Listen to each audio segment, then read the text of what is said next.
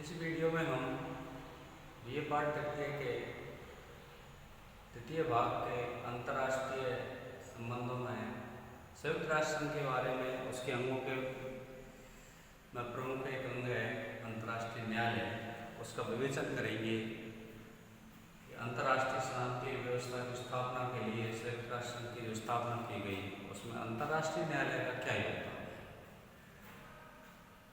Basically अंतर्राष्ट्रीय न्यायालय संयुक्त राष्ट्र की प्रमुख कानूनी संस्था है जिसका अंतर्राष्ट्रीय झगड़ों राजनीतिक विशेषकर से कोई संबंध नहीं। ऐसे देश जो इस न्यायालय के सदस्य हों, यदि किसी मामले में न्यायालय के समक्ष उपस्थित करना चाहे तो कर सकते हैं। इसके अतिरिक्त सुरक्षा परिषद कानूनी विवाद उपस्थित होने पर उसे न्यायालय के सम्मुख प्रस्तुत कर सकती है। संयुक्त राष्ट्र संघ की अन्य संस्थाएं भी कानूनी प्रश्न पर न्यायालय से परामर्श मांग सकती है। व्यक्तिगत झगड़े अंतर्राष्ट्रीय न्यायालय में प्रस्तुत नहीं किए जाते। संयुक्त राष्ट्र संघ की स्थापना में डम्बल्टन ऑक सम्मेलन में अंतर्राष्ट्रीय न्यायालय का प्रस्ताव पेश हुआ और सैन फ्रांसिस्को सम्मेलन 1945 में अंतर्राष्ट्रीय न्यायालय का जो प्रारूप है वो विधिवेत्ताओं की एक समिति ने तैयार किया। संयुक्त राष्ट्र के चार्टर में अनुच्छेद 92 से 96 तक के अनुच्छेदों में अंतर्राष्ट्रीय न्यायालय का प्रावधान है। अंतर्राष्ट्रीय न्यायालय की स्थापना 3 अप्रैल 1946 को हॉलैंड की राजधानी हेग में हुई थी। अंतर्राष्ट्रीय न्यायालय का संविधान 70 अनुच्छेदों में है। इसमें न्यायालय के अधिकार क्षेत्र एवं कार्य संचालन के नियम आदि का वर्णन है। सबसे पहले हम आते न्यायालय का गठन। अंतर्राष्ट्रीय न्यायालय का गठन संयुक्त राष्ट्र संघ चार्टर की धारा 92 के में अंतर्राष्ट्रीय न्याय के लिए अंतर्राष्ट्रीय न्यायालय का गठन हुआ है। इसमें जजों की संख्या 15 रखी गई है जो 9 वर्ष के लिए चुने जाते हैं। इन जजों का चुनाव सुरक्षा परिषद के अनुसमर्थन पर महासभा के द्वारा 9 वर्ष के लिए किया जाता है। चुनाव में संसार के सभी न्याय व्यवस्थाओं को प्रतिनिधित्व देने का ध्यान रखा जाता है। उनका पुनर्निर्वाचन भी हो सकता है। न्यायालय में अपने न्यायाधीशों में से एक सभापति और एक उपसभापति 3 वर्ष के लिए चुनता है। न्यायालय के न्यायाधीश अपने देश के ख्याति प्राप्त विधिवेत्ता एवं अंतर्राष्ट्रीय कानून के मर्मज्ञ होते हैं।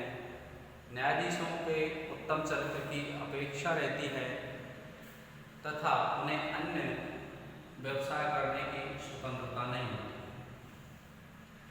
न्यायाधीश स्वतंत्र रूप से काम कर सके, बिना अंतर्राष्ट्रीय दबाव के काम कर सके, इसके लिए उन्हें कुछ उन्मुक्तियां इम्यूनिटीज प्राप्त हैं। न्यायाधीशों को कुछ विशेषाधिकार सौंपे जाते हैं। उन्हें राजनयिक उन्मुक्तियां विशेषकर प्राप्त होती हैं। न्यायालय के सम्मुख वादियों के प्रतिनिधि, परामर्शदाता, वकीलों को भी स्वतंत्रतापूर्वक कार्य करने की छूट दी जाती है। जहाँ तक गणपूर्ति का सवाल है, गणपूर्ति का मतलब होता है किसी भी संस्था को चलाने के लिए उसमें न्यूनतम कितने सदस्यों की उपस्थिति जरूरी है। जैसे हमारी संसद की गणपूर्ति या किसी भी समिति की कार्रवाई को संचालन के लिए जो न्यूनतम सदस्य संख्या रखी जाती है उसे गणपूर्ति कहते हैं। अंतर्राष्ट्रीय न्यायालय में गणपूर्ति की संख्या 9 रखी गई है। 15 में से 9 न्यायाधीश उपस्थित होने पर अंतर्राष्ट्रीय न्यायालय की कार्रवाई सुचारू रूप से संचालित की जा सकती है। न्यायालय में 15 न्यायाधीशों के अतिरिक्त अन्य न्यायाधीश भी नियुक्त करने का न्यायालय को अधिकार है। इस प्रकार न्यायालय अंतर्राष्ट्रीय राजनीति में अपनी कार्रवाइयों को सुचारू रूप से संचालित कर पाता है। अंतर्राष्ट्रीय न्यायालय की जो प्रक्रिया है वो सीधी सादी है, बहुमत के आधार पर इसमें निर्णय लिए जाते हैं, लेकिन सभापति को निर्णायक अधिकार, निर्णायक मत देने का अधिकार होता है। इसकी प्रक्रिया में इसकी भाषा है वो न्यायालय की भाषा फ्रेंच और अंग्रेजी है। अन्य भाषाओं में भी अधिकृत रूप से उसको प्रयुक्त किया जा सकता है। न्यायालय अपनी कार्यविधि और नियमावली स्वयं तैयार करता है। इसी प्रकार से न्यायालय के सामने वे सब विवाद जा सकते हैं जिनको दोनों पक्ष उसमें रखना चाहिए, या जिनका यूएनओ के चार्टर में या किसी संधि के अनुसार न्यायालय में लाया जाना अनिवार्य है। न्यायालय में वादी और प्रतिवादी केवल राष्ट्र होते हैं, व्यक्ति नहीं।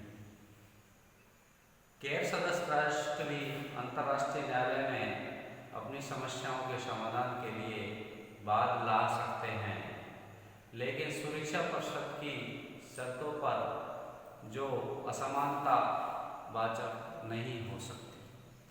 अर्थात सुरक्षा परिषद ये अपने वीटो पावर है उसका इस्तेमाल इस रूप में कर सकती है कि अंतर्राष्ट्रीय न्यायालय में संयुक्त राष्ट्र संघ के चार्टर में विश्वास रखने वाले सदस्य ही या उसमें विश्वास व्यक्त करने वाले सदस्य ही इसमें बात ला सकते हैं। इसी प्रकार मुकदमों में खर्च वहन का निर्णय न्यायालय करेगा। न्यायालय का निर्णय अंतिम होता है, उसके विरुद्ध अपील नहीं की जा सकती, पुनर्विचार यद्यपि किया जा सकता है। न्यायालय के निर्णय से पूर्व मुकदमे की किसी व्यक्ति या समिति से जांच कराने का अधिकार न्यायालय रखता है। अंतर्राष्ट्रीय न्यायालय की सुनवाई सार्वजनिक होती है, लेकिन स्वतः या वादी प्रतिवादी की प्रार्थना पर यह बंद कमरों में भी संचालित की जा सकती है, मामले की संवेदनशीलता को ध्यान में रखते हुए। अंतर्राष्ट्रीय न्यायालय का जो खर्चा है वो सदस्य देश देते हैं और यूएनओ के वार्षिक बजट में ही अंतर्राष्ट्रीय न्यायालय का बजट सम्मिलित होता है।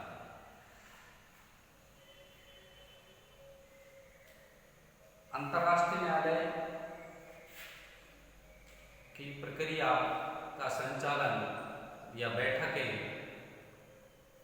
इसके मुख्यालय हेग में ही होते हैं, लेकिन अन्य स्थानों पर भी न्यायालय की बैठकें हो सकती है, अन्य देश में भी हो सकती है। इस प्रकार चूंकि ये अंतर्राष्ट्रीय राजनीति के विवादों को, दो राष्ट्रों के विवादों को सुनने का क्षेत्राधिकार रखता है, इसलिए उसकी सुनवाई निष्पक्ष रूप से हो यह सुनिश्चित की जाती है। इसलिए उसका जो बैठक है उसका स्थान परिस्थिति के अनुसार अन्य जगह भी किया जा सकता है। न्यायालय के जो क्षेत्राधिकार की जो बात है, उसके क्षेत्राधिकार में 3 प्रकार का क्षेत्राधिकार का वर्णन है। न्यायालय के क्षेत्राधिकार का जो वर्गीकरण है वो पहला है ऐच्छिक क्षेत्राधिकार यानी वॉलेंट्री, दूसरा है अनिवार्य क्षेत्राधिकार, तीसरा परामर्शदाती क्षेत्राधिकार। सबसे पहले ऐच्छिक क्षेत्राधिकार पर हम बात करते हैं। अंतर्राष्ट्रीय न्यायालय का ऐच्छिक क्षेत्राधिकार अंतर्राष्ट्रीय न्यायालय की संविधि की धारा 36 के अनुसार न्यायालय उन सभी मामलों पर विचार कर सकता है जिनको संबंधित राज्य न्यायालय के समक्ष प्रस्तुत करे। यह न्यायालय का ऐच्छिक क्षेत्राधिकार। अनिवार्य क्षेत्राधिकार में राज्य स्वयं घोषणा करके इन क्षेत्रों में न्यायालय के आवश्यक क्षेत्राधिकार को स्वीकार कर लेता है। ये कुछ मामले हैं किसी संधि की व्याख्या, अंतर्राष्ट्रीय कानून के क्षेत्र में संबंधित सभी मामले, किसी ऐसे तथ्य का अस्तित्व जिसके सिद्ध होने पर कि अंतर्राष्ट्रीय कर्तव्य का उल्लंघन समझा जाएगा या किसी अंतर्राष्ट्रीय कानून के उल्लंघन पर क्षतिपूर्ति का रूप और परिणाम, ऐसे कुछ मामले हैं जो अंतर्राष्ट्रीय न्यायालय उनकी व्याख्या कर सकता है। यानी अंतर्राष्ट्रीय कानून से संबंधित जो वाद विवाद है उनके संबंध में न्यायालय का क्षेत्राधिकार बहुत विस्तृत है। प्रोफेसर ओपेनहाइमर जो अंतर्राष्ट्रीय कानून के विशेषज्ञ हैं, उनका कहना है न्यायालय के क्षेत्राधिकार को वैकल्पिक आवश्यक क्षेत्राधिकार कहा जा सकता है। उन्होंने ये कहा है कि वैकल्पिक इसलिए है क्योंकि यह उन्हीं राज्यों पर लागू होता है जो उपयुक्त घोषणा करे, और लागू तभी होता है जब विवाद से संबंधित राज्य या अन्य जो संबंधित है वो भी इसी प्रकार की घोषणा करे, तभी यह अंतर्राष्ट्रीय राजनीति में इसका जो निर्णय है वो लागू होता है। लेकिन आवश्यक इसलिए है क्योंकि यह राज्य इस प्रकार की घोषणा कर देता है, उससे संबंधित विवाद किसी विशेष समझौते के बिना भी न्यायालय के समक्ष लाए जा सकते हैं। इस प्रकार हम देखते हैं कि न्यायालय का जो क्षेत्राधिकार है वह राज्यों की आपसी सहमति पर आवश्यक रूप से लागू होता है। परामर्शदात्री क्षेत्राधिकार में कुछ बिंदु हैं, जैसे महासभा या सुरक्षा परिषद किसी भी कानूनी प्रश्न पर अंतर्राष्ट्रीय न्यायालय से परामर्श मांग सकती है। यूएनओ के दूसरे अंग या विशेष अभिकरण भी उसके क्षेत्र में उठने वाले कानूनी प्रश्नों पर न्यायालय से परामर्श मांग सकते हैं। इसी प्रकार न्यायालय के सम्मुख परामर्श लिखित रूप में प्रार्थना की जाती है, जिस पर संबंधित प्रश्न का विवरण और वे सभी दस्तावेज होते हैं जो प्रश्न पर प्रकाश डाल सकते हैं। अंतर्राष्ट्रीय न्यायालय अंतर्राष्ट्रीय कानून के इस नियम को विकसित किया कि न्यायालय एक जस्टिस पर्सन है, विधिक व्यक्ति है जो अपनी सेवा में नियुक्त व्यक्तियों की हुई क्षति का दावा कर सकता है। अब आता है कि अंतर्राष्ट्रीय न्यायालय के जो निर्णय है उनकी क्रियान्विति किस प्रकार से की जाती है। तो धारा 94 में इसका वर्णन है। धारा 94 के अनुसार उसके प्रत्येक सदस्य किसी मामले में विवादी पक्ष होने पर अंतर्राष्ट्रीय न्यायालय के फैसले को मानने की प्रतिज्ञा करता है। यदि एक पक्ष फैसला नहीं मानता तो विपक्षी सुरक्षा परिषद का आश्रय ले सकता है। न्यायालय के निर्णय की क्रियान्विति के फैसले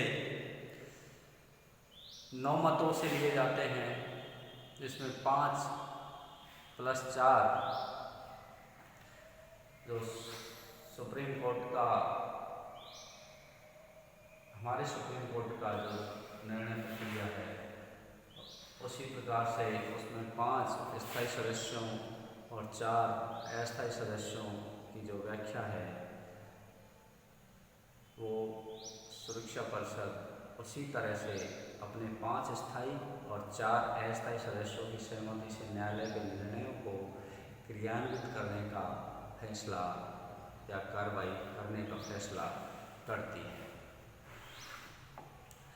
व्यवहार में सभी राज्य न्यायालय के निर्णयों का आदर करते हैं। ऐसी स्थिति बहुत कम आती है जो अंतर्राष्ट्रीय शांति को दृष्टि से एक अच्छी बात है।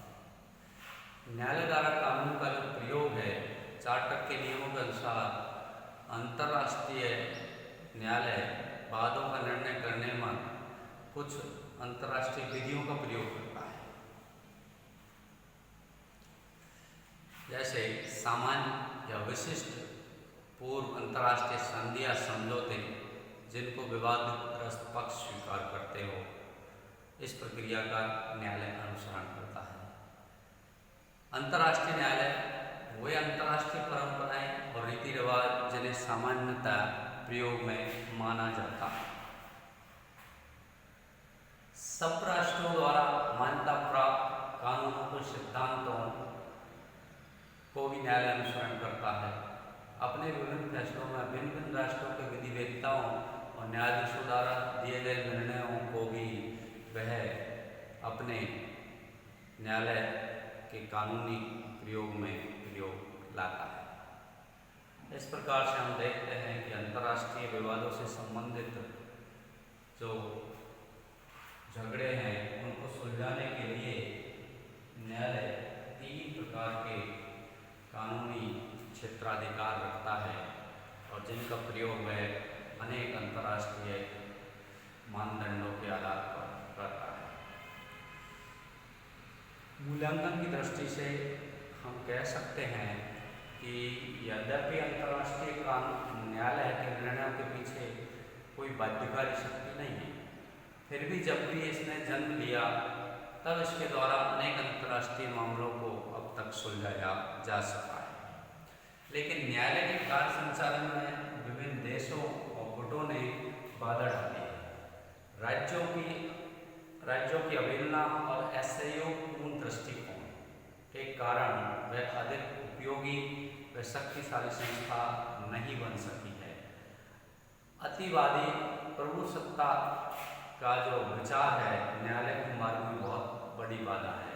राज्य चूंकि संयुक्त राष्ट्र संघ और अंतर्राष्ट्रीय न्यायालय के सदस्य होते हुए भी स्वतंत्र और संप्रभु है, इस विचार को यदि परित्याग किया जाए तो ही अंतर्राष्ट्रीय न्यायालय ज़्यादा प्रभावी संस्था होगी, जो निकट भविष्य में हो सकता है लेकिन अभी संभव दिखाई नहीं देता।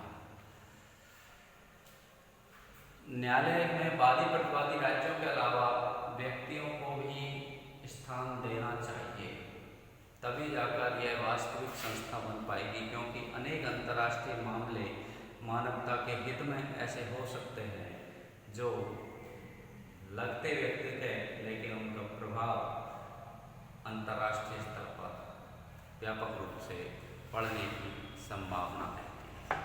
इस प्रकार से न्यायालय का जो उपयोग है वो बहुत कम होता है, क्योंकि अंतर्राष्ट्रीय न्यायालय में संबंधित राष्ट्र कम ही जाते हैं।